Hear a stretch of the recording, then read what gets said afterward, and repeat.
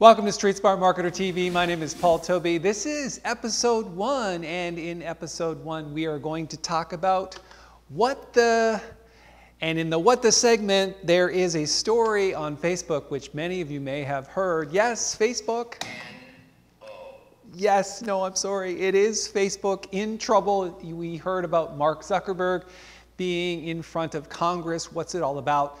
And we have the scoop right here on Streetsmart Marketer TV. So what's it about? So apparently there's this company called Cambridge Analytica, which is an analytics company that actually accessed Facebook profile data through an application. And we're going to talk about what that app is just in a few minutes. And the reason why they did this is because apparently they share that information with political organizations such as the Trump campaign. So did this have an effect on the American presidential election? Well, we did a little bit of research here on Streetsmart Marketer TV, and we're going to share the information with you. So the first thing you need to know is how many people were actually affected by this and how much profile data was shared. Well, apparently 87 million users were affected. You're thinking to yourself, wow, that's a lot of people. I'm wondering if I'm among them. And we're going to find that out in just a minute, because when I looked at this thing, I said, hey, maybe I, Paul Tobey, am affected by this. And it turns out I'm going to take you to that information, and we're going to share that with you right now. So here's how to find out if you were. Just do a search on Google for, here's how to check your Facebook to see if you're one of the millions of people affected by the Cambridge Analytica scandal. And that's all you have to do is just do a quick search on Google for that. And you're going to come across this article on Business Insider. And this is the one you need because there's actually a link right here. If you scroll down, it says you can go to this link. And that's actually going to take me to my Facebook Help Center. And you have to be logged in on Facebook to do this. And if we read, this actually has to do with my specific account. So it says, recently we shared information about the potential misuse of your Facebook data. Check below to see if your information has been shared with the app This Is Your Digital Life. So that's an app used by many people. Well, I don't use that app, but maybe my information was shared anyway. And it says, based on our investigation, you don't appear to have logged into the app. However, a friend of yours did. And therefore, the following information was likely shared, which was accessed by Cambridge Analytica. So you're saying to yourself, okay, well, I probably have a friend on Facebook that actually accessed this app, probably, and that's where the 87 million people came in. So then the next question you have to ask yourself is, well, how much information did they get? And what was shared?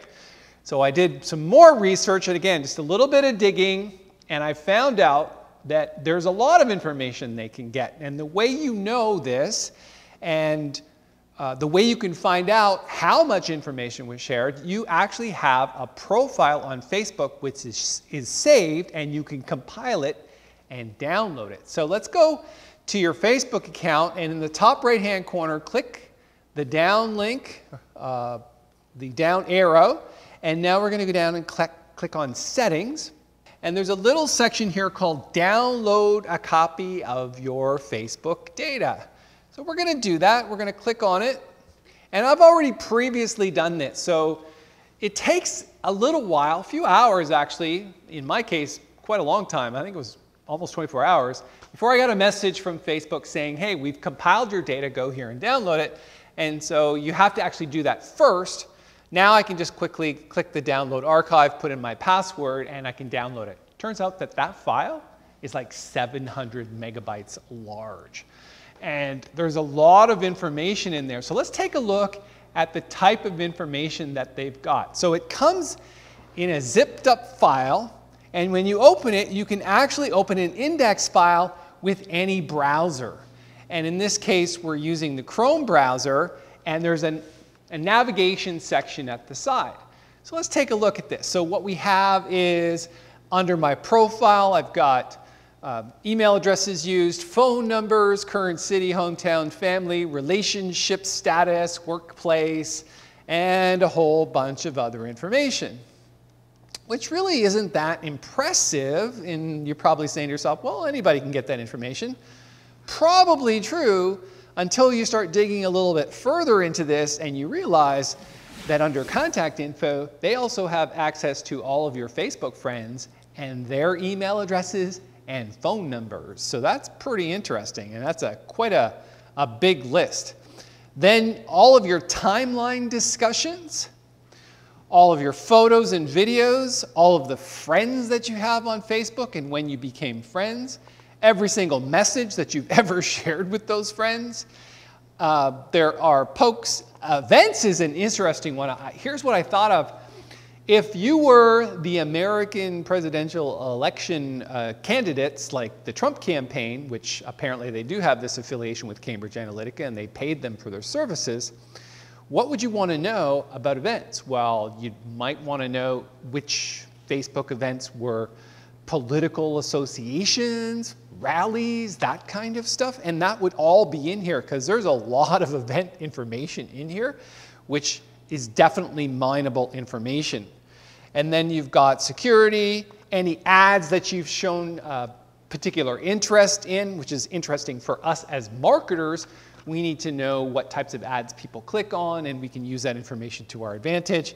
And then down at the bottom, you've got applications that you've accessed.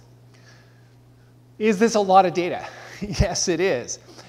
Is it readily available? No, not really, but it was to Cambridge Analytica. And you're probably wondering, well, did this really affect the outcome of the presidential election? Well, think about it like this. As marketers, what we can do is we can actually go into Facebook and we can say, okay, Facebook, I want to deliver this advertising to people that have this profile. And that's normal. We kind of expect that from Facebook. That's what their Facebook ads program does.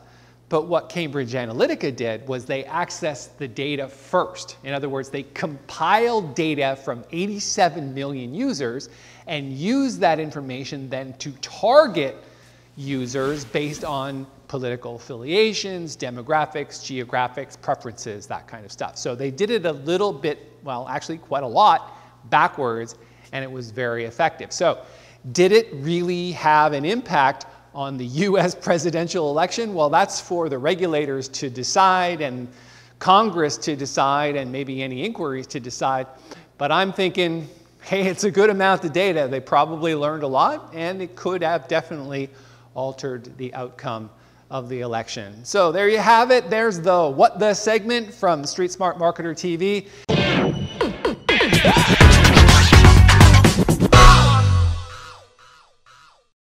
Welcome back to Streetsmart Marketer TV. My name is Paul Tobey. In this segment, we're talking about hit, miss, or too soon, whether something is going to be a marketing hit, whether it is a complete bust or miss, or whether it's too soon to tell. And so the subject we're going to be focusing on is the role of video in content marketing and the predictions for 2018. This comes to us from Animatron. And so what we're talking about here is we're spotting trends, we're taking a look at them, and we're saying, hey, do we think this is a good idea or not such a good idea? Trend number one, video is becoming a must in any content marketing strategy. Going to totally agree with that. I think video is engaging. People don't want to be bored to death by lots of content reading. They just want to watch something, be engaged, make them laugh, think, or cry. So definitely get some video out there and make sure that it's correctly engaging with your marketplace and that they're learning something. Trend number two, virtual reality will start reshaping content marketing. This one I think is a little too soon. I think if you look at the state of virtual reality, it's like big headgear, lots of 3D interaction. Can't really be done with a simple cell phone or even a desktop computer. So the concept of virtual reality is a little bit ahead of its time, but as we move through the year and into 2019, we'll start to see more of that. Trend number three, it's becoming easier than ever to make good quality content marketing videos. I think if you were to pick something for your company that would be effective, low cost, simple to do, I think video is one of those things. And it doesn't have to be just live shoots. It can be screen capture videos, animation. It can be live capture in any setting. You can use your cell phone. You can use prosumer cameras. There's a lot of things that you can do. So there's really two sides to it. Think about the content that you're making and the way that you're shooting it. And number two, think about the editing process and maybe some animation in that editing process. So to that end, I'd like to show you one quick example of something that we did as an intro to an Infusionsoft Academy course, Infusionsoft being an advanced automated CRM. We have this 2-day course, and all we did was we downloaded a template from a site into After Effects, put our own content into it, and away we go. So here's an example of that.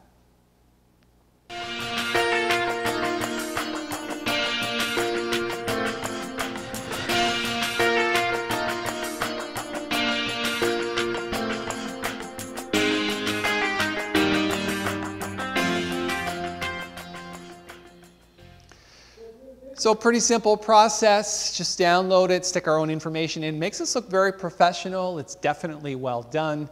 I think it's good to get into this type of thing without a lot of muss and fuss.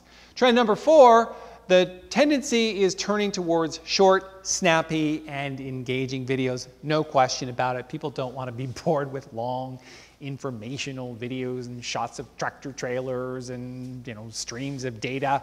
They just want to get into it, learn something quickly, get out. Let's take a look at one very quick 15-second commercial by McDonald's.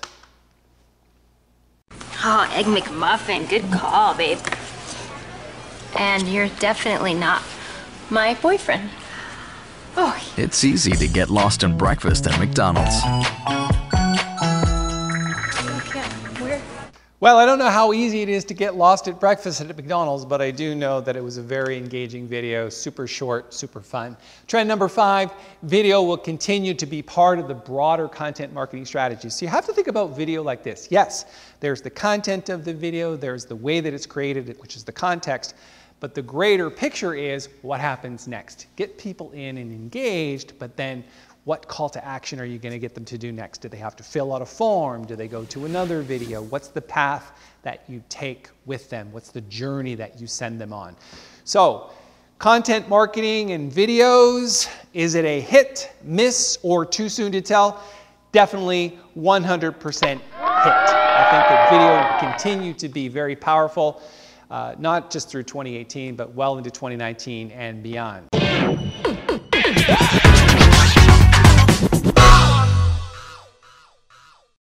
Welcome back to Streetsmart Marketer TV. My name is Paul Tobey. Thanks for sticking around.